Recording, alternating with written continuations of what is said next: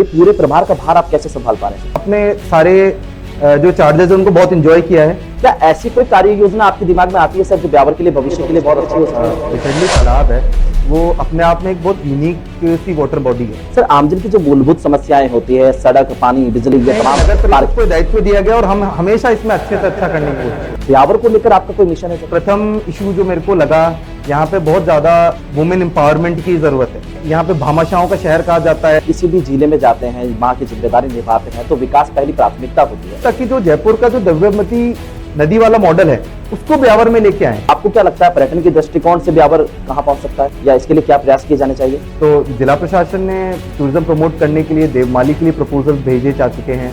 टावगढ़ रावली को भी डेवलप करने का, वहाँ पे एक इकोलॉजिकल कोई पार्क बनाने के भी प्रपोजल्स हमने भेजे हैं। क्या ऐसा कोई बड़ा विजन हो सकता है जो बहुत बड़ा बदलाव इस देश में ला सकता है, इन मूलभूत सुविधाओं से उठा जा सके, क्योंकि ये इतने सालों में तो उभर नहीं पाए इनसे? तो मूलभूत सुविधाएं अपने आप में एक बहुत जरूरी कड़ी है डेवलपमेंट की। बिल्कुल, आमजन को प्रशासन से बहुत उम्मीदें होती है। वादा करता हूं कि हम उस पर जरूर कार्रवाई करेंगे।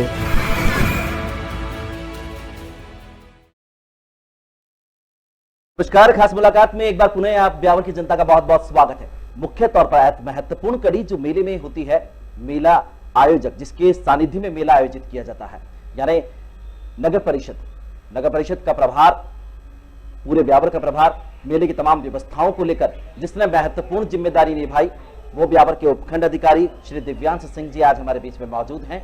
सबसे पहले मैं हमारे उपखंड अधिकारी दिव्यांश सिंह जी का बहुत बहुत स्वागत ब्यावर की जनता की तरफ से करता हूं कि सर आपने अपना कीमती समय हमारी इस ब्यावर की जनता के लिए निकाला, हम आपके आभारी हैं। तो चलिए सवालों का सिलसिला शुरू करते हैं और सबसे पहले मेले से जुड़ी हुई तमाम जो बातें हैं, क्या क्या चुनौतियां सामने आई, कैसी व्यवस्थाएं सुदृढ़ की गई है, क्या प्लानिंग की गई, कैसी कार्य योजना तैयार की गई, इन तमाम मुद्दों पर बातचीत करते हैं।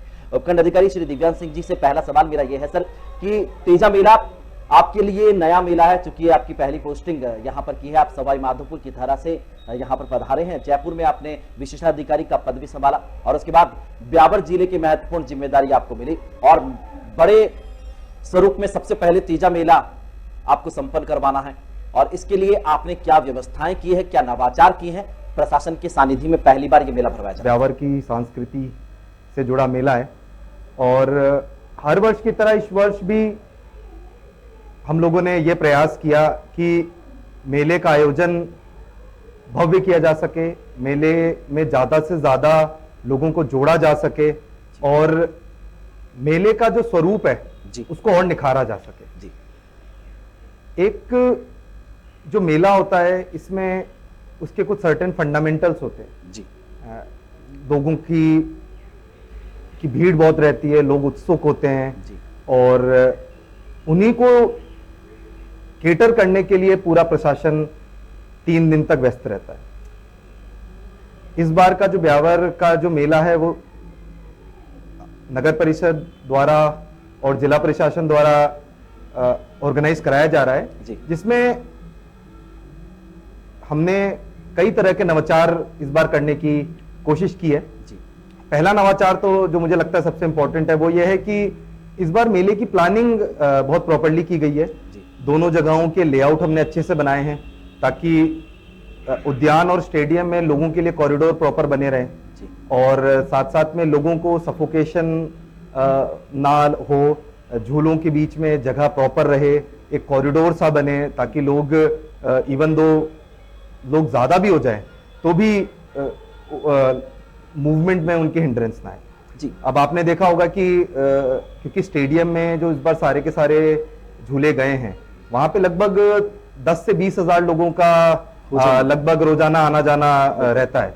तो इतने बड़े क्राउड को केटर करने के लिए इस तरह की प्लानिंग बहुत ज्यादा जरूरी हो जाती है और इस प्लानिंग में क्राउड मैनेजमेंट के जो फंडामेंटल्स होते हैं उनको ध्यान में रखा गया, जैसे एंट्री एग्जिट राउट प्रॉपर हो, पार्किंग प्रॉपर हो, साउंड सिस्टम लगे, सीसीटीवी कैमराज इंस्टॉल किए जाएं, फायर ब्रिगेड्स हों, एम्बुलेंसेस खड़ी हों, राउंड द क्लॉक आपका कंट्रोल रूम रहे और इन्हीं सब व्यवस्थाओं को सुचारू रूप से इस बार चलाया गया है। बिल्कुल सर, गौरव जी बुढ़ानिया सर ने एक बड़ी चुनौती का सामना किया, क्योंकि पहले विरोधाभास हुआ था कि पृथ्वीराज चौहान स्टेडियम में मेले को ना ले जाया जाए, लेकिन उन्होंने हिम्मत कर भविष्य को देखते हुए ये तमाम कदम उठाए और वर्तमान आपके सामने है कि सभी जनता इसको स्वीकार भी कर रही है। तो आपने इन व्यवस्थाओं के बारे में पहले जाना, क्योंकि आपके सामने भी कई बातें आई होगी कि इसे ऐसे ना भराया जाए, ऐसे किया जाए, वैसे किया जाए, तो तमाम जो चुनौतियां हैं उनका सामना आपने कैसे करा? मेरे हिसाब से जो सर का डिसीजन था मेले को शिफ्ट करके पृथ्वीराज स्टेडियम लेके जाने का, वो एक बहुत ही अच्छा डिसीजन इसलिए था क्योंकि अब ब्यावर जिला बन चुका है। लोगों का जो इस मेले को लेकर रुझान है वो हर वर्ष बढ़ता चला जा रहा है। सुभाष उद्यान जैसा आप सभी जानते हैं कि उसकी कैपेसिटी उतनी नहीं है, आसपास बिल्डिंग्स हैं, रिहायशी इलाके हैं, incident safety point of view से भी वो जगह उतनी माकूल नहीं है कि जिसमें इतने बड़े बड़े झूले वहां खड़े किए जा सके। तो जो डिसीजन लिया गया लास्ट ईयर, इवन दो उसका विरोध भी हुआ कि झूलों को हम स्टेडियम में शिफ्ट कर दें, वो एक बहुत ही अच्छा डिसीजन इसलिए था और उसका फायदा इस वर्ष हमें हो रहा है। तो इस वर्ष झूलों की संख्या में भी लगभग दुगने से तिगुने झूले इस बार आए हैं, लगभग 38 तो बड़े झूले और अगर आप छोटे झूले मिलाएंगे तो 66 टोटल मिला के झूले इस बार लगे हैं, जो कि अपने आप में एक बहुत बड़ी संख्या है। तो और वहां पे क्राउड मैनेजमेंट करना, जैसे मैंने बताया, क्राउड को कंट्रोल करना भी बहुत आसान है स्टेडियम में, जो कि यहाँ पे उद्यान में हमें बहुत ज्यादा उसमें डिफिकल्टी होती है। तो कहीं ना कहीं ये डिसीजन बहुत ही अच्छा और कारगर साबित हुआ है। और आगे की जो हमारी योजना रहेगी कि अपना सुभाष उद्यान से लेके स्टेडियम तक के बीच का ही पूरा रास्ता है, इसको हम एक मेले का कॉरिडोर डेवलप करें जिसमें एक मेले की थीम पे डेकोरेशन हो और ऐसा लगे कि ये मेला दो जगह बटा नहीं है, बल्कि मेले का जो एक तरीके से कहेंगे कि क्षेत्र बढ़ गया है, 2-2.5 किलोमीटर का मेला हो गया, एक उद्यान का मेला ना रह के। बिल्कुल, आगामी समय में इस तरह की व्यवस्थाएं करके इस मेले को और अच्छा व्यवस्थित ढंग से किया जा सकता है। कम समय में आपने ये किया, वो भी बहुत बड़ी उपलब्धि है। लेकिन सर, जनरली जो सांस्कृतिक कार्यक्रम होते हैं अब तक जो होते आए हैं, उस बार उस समय पहले क्या हुआ, इस बार आपने बहुत बड़ा परिवर्तन किया है, ये चयन कैसे हुआ सर? देखिए, सांस्कृतिक कार्यक्रम का मतलब होता है लोगों को, स्पेशली जो ग्रामीण परिवेश के लोग हैं और साथ साथ शहरी लोगों को संस्कृति से जोड़ना। जैसा कि हम लोग राजस्थान के हैं तो राजस्थान की संस्कृति अमूल्य है जी। तो मेरा और जो जिला प्रशासन का इस बार फोकस रहा था वो ये था कि लोगों को उनकी संस्कृति से जोड़ा जाए। इसीलिए हमने जो कलाकार जो यहाँ पे परफॉर्म कर रहे हैं उनको राजस्थान के विभिन्न क्षेत्रों से बुलाया, ब्यावर तक इस चीज को सीमित ना रखा। जैसे अलवर से हमारे पास कलाकार आए, बाड़मेर से आए, जयपुर से आए, कुछ लोग उदयपुर से भी आ रहे हैं और आसपास के सभी एरिया से इस बार हमने कलाकार बुलाने की कोशिश की ताकि राजस्थान की पूरी संस्कृति और कला को ब्यावर के लोगों तक पहुंचाया जा सके। और जैसा कि अभी तक जो लोगों का रुझान रहा है, लोगों ने इसको बेहद पसंद किया है और लोगों ने राजस्थान की कला और संस्कृति से एक जो जुड़ाव है उसमें मुझे लगता है कहीं ना कहीं बढ़ोतरी हुई है। तो ये जो हमारा इनिशिएटिव रहा अभी तक, ये मुझे लगता है कि सक्सेसफुल, और मैं आशा करता हूं कि आगे भी हम ऐसे ही कलाकारों को बुलाते रहेंगे और सिर्फ राजस्थान ही नहीं बल्कि आगे के सालों में उम्मीद करता हूं कि पूरे भारत से यहाँ कलाकार आके ब्यावर में अपनी कला का प्रदर्शन करेंगे। बिल्कुल, चूंकि आपने आगामी समय की बात की है तो एक और बात उठती है कि जो सुभाष उद्यान आपने अभी तक इन तमाम व्यवस्थाओं को परखा है, उसमें एक चीज और सामने आती है कि जिस तरह से अस्थायी टेंडरिंग होती है या कई ऐसी व्यवस्थाएं हैं जो परमानेंट की जा सकती है, स्थायी ढांचा एक तैयार किया जा सकता है भविष्य के लिए, चूंकि तालाब है उसका सदुपयोग किया जा सकता है, मेले को और भव्यता प्रदान की जा सकती है। चूंकि ब्यावर के पास ऐसे सुभाष उद्यान एक ऐसी स्थान है जहां पर लोगों को मतलब बहुत अच्छे तरीके से जोड़ा जा सकता है। क्या ऐसी कोई कार्य योजना आपके दिमाग में आती है सर जो ब्यावर के लिए भविष्य के लिए बहुत अच्छी हो सकती है? देखिए, ब्यावर का जो बिचड़ली तालाब है वो अपने आप में एक बहुत यूनिक सी वाटर बॉडी है जी। ये वाटर बॉडी इसलिए यूनिक है बिल्कुल क्योंकि शहर के बीचों बीच है, इसके पास एक बहुत बड़ा उद्यान है, साथ में पूरा का पूरा कह सकते हैं ब्यावर के हार्ट में बसा तालाब है जी। तो इसका रिजुविनेशन जो है वो ब्यावर एज अ सिटी के लिए बहुत जरूरी है।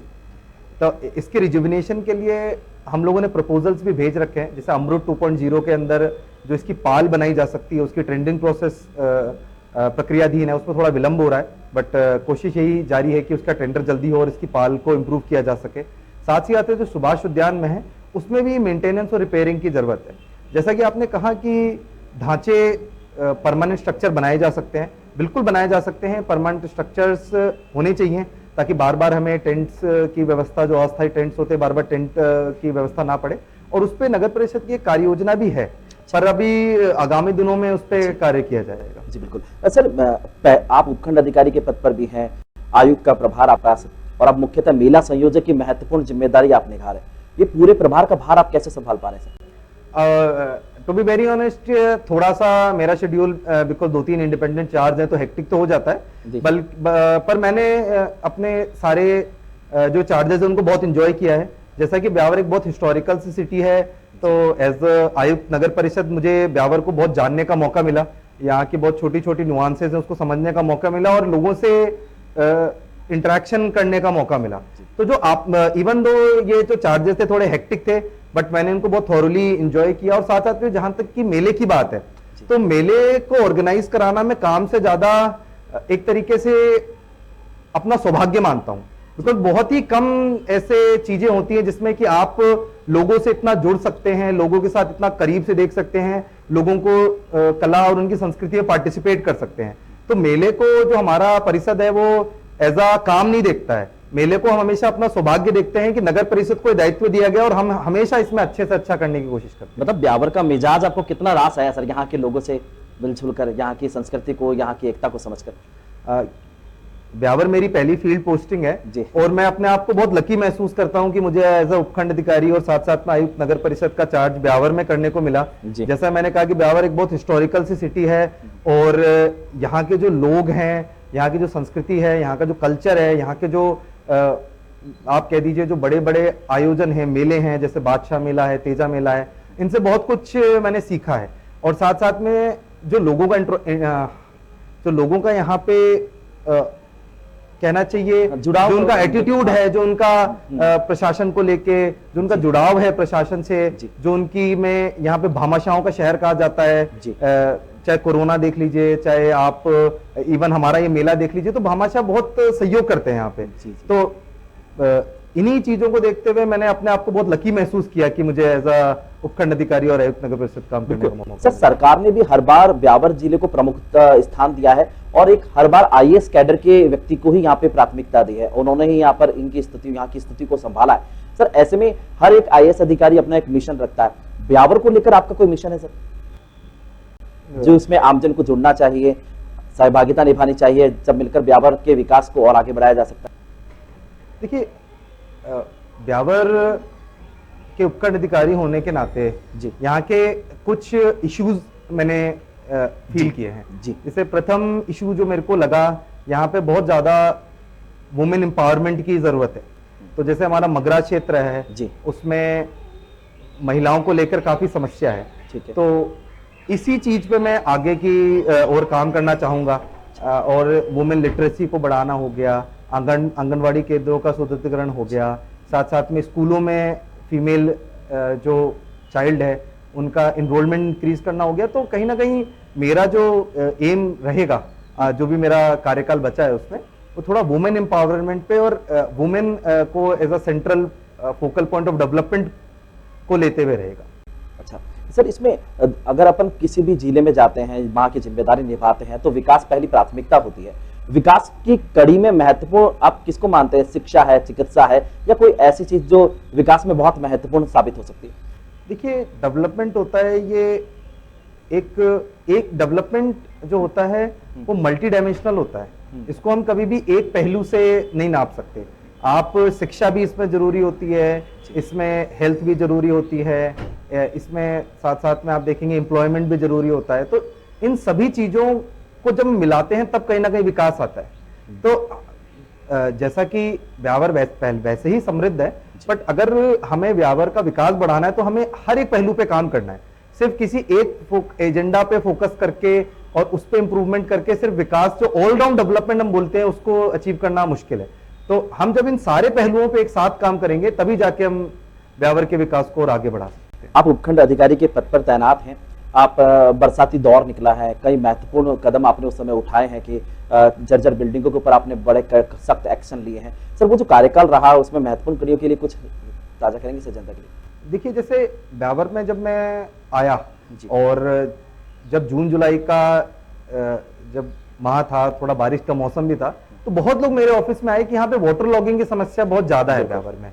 और जब हमने एनालिसिस किया, मैंने गूगल सैटेलाइट इमेजेस देखी, अपना जो यहाँ का ब्यावर का एक तरह का ड्रेनेज सिस्टम है वो देखा, तो मैंने ये पाया कि यहाँ पे नालों के जो चोक होने की समस्या बहुत ज्यादा है। यहाँ पे ऐसा नहीं है कि नालों का अभाव है, पर नाले प्रॉपर तरीके से उनमें वाटर फ्लो का अभाव है। तो फिर हमने एक मुहिम की तरह इस चीज को उठाया और जो शहर के जो मुख्यतः बड़े बड़े नाले हैं उनको जेसीबी, पोकलेन, डंपर इनकी मदद से काफी हद तक क्लीन करवाया। तो जब ये चीजें क्लीन हुई और जब पानी का मूवमेंट प्रॉपर होना शुरू हुआ, तब जाके यहाँ पे वाटर लॉगिंग की समस्या पे काफी हद तक निजात मिला लोगों को। ऑब्वियसली क्योंकि ओल्ड सिटी है और यहाँ पे एरियाज ऐसे हैं जो कि लो लाइंग है, तो 100% इस समस्या को हटाया तो नहीं जा सकता, बट नगर परिषद ने पूरा प्रयास ये किया कि जो भी यहाँ के प्रॉपर जो वाटर चैनल्स हैं उनको क्लियर कर दिया जाए और साथ साथ में जो पानी है कम से कम कहीं रुके नहीं। और आगे जो कार्य योजना हमने जो बनवाई थी कि इसकी प्रॉपर डीपीआर बनवा के इस पूरे एरिया की हम पिचिंग करवा दें, ताकि जो जयपुर का जो द्रव्यवती नदी वाला मॉडल है उसको ब्यावर में लेके आए। और जैसा कि मैंने बताया, अमृत 2.0 के अंदर हमारे पास इसके लिए फंड्स भी हैं, जिसके लिए राज्य सरकार को इसकी अनुमति के लिए फाइल भेजी जाएगी। पर आगे की विजन यही रहेगी कि इस जो पैसेज को जिसको हमने क्लियर करवाया उसकी स्टोन पिचिंग करके उसको प्रॉपर करें। 60 साल पुरानी मांग रही है सर ब्यावर जिला बने, और आखिरकार ब्यावर जिला बन गया। आपके मुताबिक ब्यावर जिला बनने के बाद में कितना उम्मीदों पर खरा उतरता है? देखिए, ब्यावर हमेशा से एक बहुत ही ऐतिहासिक और महत्वपूर्ण शहर रहा है। ब्यावर जब जिला बना 2023 में और आज हम 2025 में यहाँ पे बैठे हैं, तो लगभग 2 साल ब्यावर को हो गए। अभी हमने 7-8 अगस्त को ब्यावर की वर्षगांठ भी बनाई। तो मुझे लगता है कि इन पहलुओं में अगर आप देखेंगे तो ब्यावर जिला बनने के बाद सभी मापदंडों पे खरा उतरा है। जैसे ब्यावर की अर्बन पॉपुलेशन में बढ़ोतरी हुई है, साथ साथ में यहाँ पे अर्बन सिटी की लिमिट्स में बढ़ोतरी हुई है, यहाँ पे प्रशासन के सभी अधिकारियों का बैठना हो गया है और ब्यावर एज अ डिस्ट्रिक्ट बाकी नए डिस्ट्रिक्ट से मुझे अपने पर्सनल ओपिनियन में ये लगता है कि काफ़ी तेज़ी से इवॉल्व हुआ है। यहाँ पे ऑफिसेस प्रॉपर बन गए हैं, जिला प्रशासन ने लैंड अलॉटमेंट प्रॉपर सभी बिल्डिंग्स का कर दिया गया है। साथ साथ में जो ब्यावर के लोकल इश्यूज रहते हैं, क्योंकि अब कलेक्टर सर और एसपी सर भी बैठने लगे हैं, तो काफ़ी हद तक लॉ एंड ऑर्डर पे भी कंट्रोल आ गया है। डेवलपमेंट की स्कीम्स हैं उनको भी आगे बढ़ाने का जो उनकी गति है वो भी बढ़ गई है। और साथ साथ में आप देखेंगे ये काफी हद तक उसी से श्योर होता है कि ब्यावर में वीआईपी मूवमेंट भी बहुत ज्यादा बढ़ गया है जी। पिछले कुछ महीनों में जब से मैंने कार्यकाल ग्रहण किया है, तो माननीय मुख्यमंत्री महोदय यहाँ पे आ चुके हैं, माननीय उप मुख्यमंत्री महोदय आ चुके हैं, माननीय केंद्र के मंत्री महोदय भी यहाँ पे आ चुके हैं। तो ये सब वीआईपी मूवमेंट बढ़ना, ये लैंड अलॉटमेंट होना, ये सब संकेत हैं कि ब्यावर एज अ जिला बनने के बाद एक तरीके उस कसौटी पे खड़ा उतर रहा है। बिल्कुल। पर्यटन के दृष्टिकोण से अगर अपन बात करें तो ब्यावर में जैसे देवमाली है, उसे पर्यटन नगरी का दर्जा प्राप्त हुआ है। इसके अलावा आपको और जैसे टाटगढ़ है, आपने तमाम का दौरा भी किया होगा इन क्षेत्रों का, आपको क्या लगता है पर्यटन के दृष्टिकोण से ब्यावर कहाँ पहुंच सकता है या इसके लिए क्या प्रयास किए जाने चाहिए? देखिए, ब्यावर एज अ डिस्ट्रिक्ट मैं ये मानता हूँ कि इस ब्यावर में टूरिज्म के, नेचुरल टूरिज्म के भी वेन्यूज अच्छे हैं, रिलीजियस टूरिज्म के भी वेन्यूज अच्छे हैं और साथ साथ में एडवेंचर टूरिज्म के भी वेन्यूज ब्यावर में अच्छे हैं। तो ब्यावर में ऑल राउंड टूरिज्म को प्रमोट किया जा सकता है। जैसे आप रिलीजियस टूरिज्म देखेंगे तो देवमाली हो गया और साथ साथ में यहाँ पे मीराबाई हैं, उनकी भी यहाँ पे उनका जन्मस्थली भी रही है। साथ साथ में अगर आप नेचुरल टूरिज्म देखेंगे तो यहाँ पे टाटगढ़ रावली सेंचुरी है, जहाँ पे लेपर्ड्स का मूवमेंट रहता है, उनकी साइटिंग होती है। और साथ साथ में अगर आप एडवेंचर टूरिज्म देखेंगे तो यहाँ सेंद्रा की पहाड़ियाँ हैं जो जियोलॉजिकल इंपॉर्टेंट साइट है, तो वो उनको भी प्रमोट किया जा सकता है। तो जिला प्रशासन ने टूरिज्म प्रमोट करने के लिए देवमाली के लिए प्रपोजल्स भेजे जा चुके हैं। टाटगढ़ रावली को भी एक सेंचुरी तो पहले ही है, पर उसको और डेवलप करने का, वहाँ पे एक इकोलॉजिकल कोई पार्क बनाने के भी प्रपोजल्स हमने भेजे हैं। पर विद इन टाइम मुझे लगता है कि यहाँ पे काफी अच्छा टूरिज्म का जो एक तरीके से फ्लो रहेगा और एज अ टूरिस्ट डिस्ट्रिक्ट भी ये इवॉल्व हो सकता है। बिल्कुल सर, आमजन की जो मूलभूत समस्याएं होती है, सड़क, पानी, बिजली, ये तमाम, पार्किंग, यातायात दबाव, ये तमाम जो चीजें होती है, जो कि इनसे आपको उबरना पड़ता है क्योंकि ये एक रूटीन समस्याएं हैं, हर बार आती है। विदेशों की तर्ज की बात करें तो सर वहां पर स्थितियां अलग होती है, हमारे देश में अलग स्थितियां होती है। क्या ऐसा कोई बड़ा विजन हो सकता है जो बहुत बड़ा बदलाव इस देश में ला सकता है, इन मूलभूत सुविधाओं से उठा जा सके, क्योंकि ये इतने सालों में तो उबर नहीं पाए इनसे? देखिए, मूलभूत सुविधाएं जो होती हैं वो किसी कारण से मूलभूत होती हैं जी। वो बेसिक नेसेसिटीज होती हैं किसी के भी लाइफ स्पेंड करने के लिए। तो मूलभूत सुविधाएं जो अगर हम एक पिरामिड ऑफ डेवलपमेंट देखें तो सबसे नीचे मूलभूत सुविधाएं आती हैं जी। जब हमारी मूलभूत सुविधाएं प्रॉपर हो जाएंगी उसके बाद हम नेक्स्ट सीढ़ी ऑफ डेवलपमेंट पे जाएंगे जहां पे हम ईज ऑफ लिविंग की बात करते हैं, डेवलपमेंट की बात करते हैं। तो मूलभूत सुविधाएं अपने आप में एक बहुत जरूरी कड़ी है डेवलपमेंट की। और अब जहां भारत इस समय पे है तो आप देखेंगे कि मैक्सिमम जो मूलभूत सुविधाएं हैं अब नागरिकों को पहुंच रही हैं। बिजली लगभग 24 घंटे हो चुकी है, पानी भी जल जीवन मिशन से पहुंच रहा है, साथ साथ में आप देखेंगे कि स्वच्छ भारत मिशन और अनेक तरह के मिशन हमारे चल रहे हैं जिन्होंने काफी हद तक मूलभूत सुविधाओं को केटर कर लिया है। अब जो हमारा डेवलपमेंट का फोकस है वो नेक्स्ट सीढ़ी पे जाता है जिसके अंदर हम अपने शहरों को बेटर करें, गांवों को बेटर करें। तो अब फोकस उन चीजों पे है। और मुझे जो आपने बोला कि क्या हम उठ पाएंगे, मुझे मेरा बहुत पर्सनली मानना है कि भारत अब और भारत, ब्यावर और इवन राजस्थान अब इन सब चीजों से उठ चुका है। अभी हम नेक्स्ट चीजों की बात कर रहे हैं, जैसे सिटीज में हम अर्बन लिविंग की बात करते हैं, स्पॉन सिटीज की बात हो रही है, अर्बन रिजुवनेशन की बात हो रही है। तो ये सब मूलभूत सुविधाओं से उठने के बाद ही ये सारी टॉकिंग एजेंडाज हैं और टॉकिंग प्रोजेक्ट्स हैं। और मुझे लगता है कहीं ना कहीं आगे के कुछ सालों में बिल्कुल हम लोग इस चीज से ऊपर उठ के और जो नेक्स्ट पीढ़ी ऑफ डेवलपमेंट उस पर फोकस करेंगे। बिल्कुल, आमजन को प्रशासन से बहुत उम्मीदें होती है, उपखंड प्रशासन से बहुत उम्मीदें हैं, प्रशासन को भी आमजन से बहुत उम्मीद होती है, आपकी क्या उम्मीद है? देखिए, प्रशासन हमेशा से आमजन के लिए ही होता है, उनके ग्रीवेंसेस के लिए, उनको मूलभूत सुविधाएं देने के लिए ही प्रशासन को बनाया गया है और हम इसी जो विजन होती है इसी पे अग्रसर हैं। मेरा आमजन से बस ये अनुरोध है कि उनको अगर किसी भी प्रकार की कोई समस्या अगर उनको होती है तो हमारे ऑफिस जरूर आएँ, हमारे ऑफिसर से आके मिलें।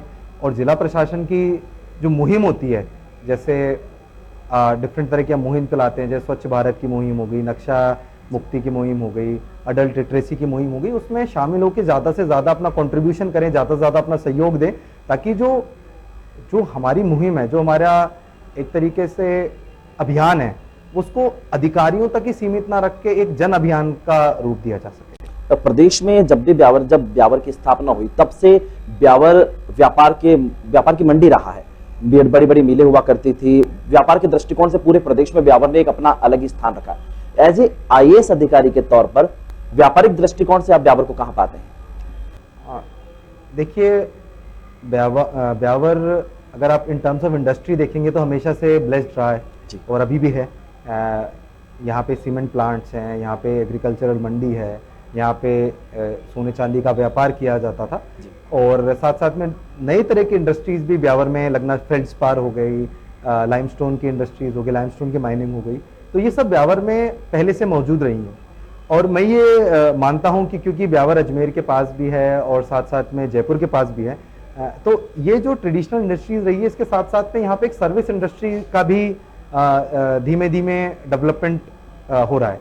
सर्विस इंडस्ट्री का मतलब जैसे IT इंडस्ट्री हो गई अपनी, साथ साथ में hotel resort industry, consultancy industry, तो इन सब का भी हो रहा है। तो जो ब्यावर का जो नेक्स्ट एक तरीके से आप कह सकते हैं इंडस्ट्रियल टर्म्स में जो नेक्स्ट फोकस है वो इन्हीं चीज़ों से ज़्यादा आएगा। कि मुझे लगता है कि ब्यावर को अब इंडस्ट्री पे तो फोकस रहा है, साथ साथ में सर्विसेज पे ज़्यादा फोकस करना चाहिए, क्योंकि एवेन्यूज बहुत है। आपके पास एक मार्केट है अजमेर में, जयपुर में, और आप बिल्कुल पास हैं, हाईवे से कनेक्टेड है, तो यहाँ पे सर्विस इंडस्ट्रीज के पनपने के लिए बिल्कुल पर्याप्त जो माहौल होता है वो है। और मुझे उम्मीद है कि ब्यावर सर्विस में बहुत अच्छा। हाल ही में स्टोन मंडी की भी घोषणा हुई है, उसकी प्रगति के लिए स्टोन मंडी की घोषणा हुई है, उसका लैंड अलॉटमेंट भी हुआ है और आगामी दिनों में जैसा कि मैंने बताया ये प्रोसेस प्रक्रियाधीन है, तो उसको जल्दी हम अपने स्तर से पूरा करके और अग्रसर करेंगे। ठीक है, आम जनता के लिए मेरा अंतिम सवाल बस आपका, आम जनता के लिए उपखंड प्रशासन की तरफ से अपील या संदेश जो भी आप दें। उपखंड प्रशासन आप लोगों के लिए ही है, आप लोगों की सेवा में है, और आप लोगों को कोई भी ग्रीवेंस है, मेरा ऑफिस आपके लिए हमेशा से खुला है। आप आएँ, मुझे कोई भी कंप्लेंट दें, और मैं आपको ये वादा करता हूं कि हम उस पर जरूर कार्रवाई करेंगे और जो भी हमारे से बन सकेगा उसे करेंगे। बहुत बहुत धन्यवाद। लेकिन हाँ, जो महत्वपूर्ण बातें उपखंड अधिकारी दिव्यांश सिंह जी ने कही है उसमें आपकी सहभागिता बहुत आवश्यक है। अगर आमजन का जुड़ाव भी प्रशासन के साथ हो जाता है तो बेशक ब्यावर विकास की ओर अग्रसर था, है और प्रगति की राह पर चल पड़ा है तो उसमें आपकी भागीदारी प्रशासन के साथ में जोड़कर इस ब्यावर को हम प्रदेश ही नहीं पूरे देश में अव्वल बनाते हैं। आपका बहुत बहुत आभार उपखंड अधिकारी श्री दिव्यांश सिंह जी का, जिन्होंने बहुत कीमती समय हमारी ब्यावर की जनता के लिए निकाला और महत्वपूर्ण मुद्दों पर अपनी बेबाक बात रखी यहाँ पर। धन्यवाद।